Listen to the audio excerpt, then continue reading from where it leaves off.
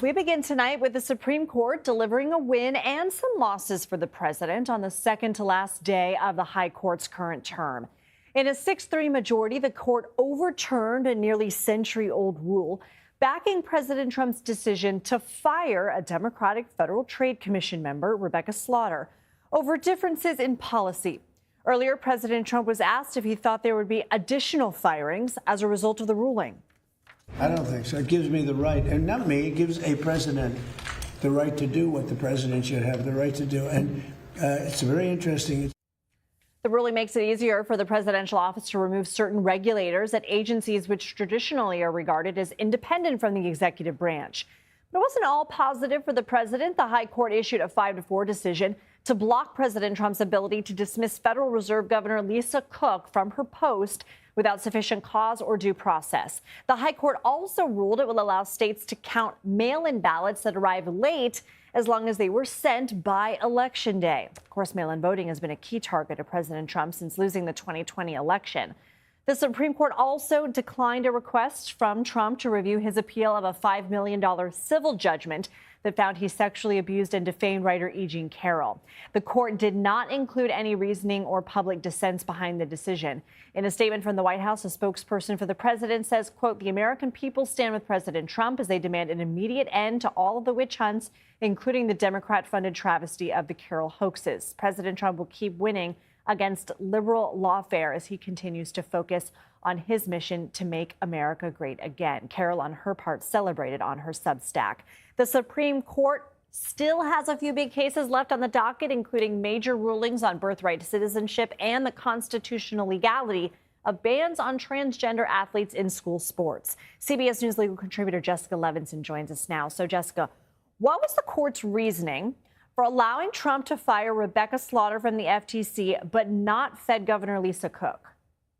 This is a great question because the answer is it's the difference between the FTC and other similar executive agencies and the Fed. Essentially, what the court is acknowledging here is that the Fed is different. It sets monetary policy. It's quasi-independent from the executive branch, and it does different things. Now, to dig in a little bit deeper, when it came to the FTC decision, what the court did is say when it comes to these executive agencies, maybe it's the FTC, maybe it's the NLRB, any of these alphabet agencies, that Congress cannot put in these for-cause job protections when it comes to the ability of the president to fire the heads of these agencies. Meaning the president has to be able to fire the heads of these agencies at will. He doesn't have to say, there's a reason that you're not doing your job well. He can just say, your policies don't align with mine. I don't want you here. You're out. And what a majority of the court is saying is that is because these agencies fall under the executive branch. So the chief executive, the president, has to be able to have this power, and Congress can't constrain it. Then we move over to the Fed. Very briefly, the Trump administration didn't even challenge the for-cause standard in this case. They understand that the Fed is different. The question was really just, can the Trump administration fire Lisa Cook based on the allegations of mortgage fraud before she was in office? Is that enough for cause?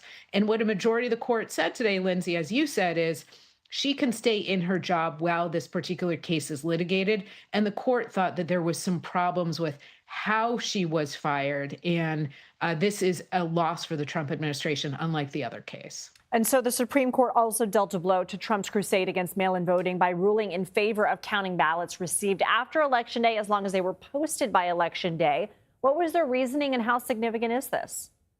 So I think this is just a decision that keeps the status quo. In terms of significance, Congress could pass a law today, tomorrow. It's probably too late for today, but next week saying that when it comes to mail-in ballots, they have to be received by Election Day. The court's decision was all about interpreting a federal statute that defines Election Day as the Tuesday after the first Monday in November. And the court was just trying to figure out, based on that language, does that allow states like Mississippi, like California, where I'm speaking to you from, to give these grace periods where you postmark your ballot by Election Day and then it's received by 3 or 5 or 7 days after Election Day? So I don't think this is hugely significant in the sense that it keeps the status quo in place. And let's remember, if the president wants to say to Congress, I hate this, then he can lean on them and try and pressure them to pass a different bill that makes it clear again that states can't do this. All right, Jessica Levinson, thank you as always.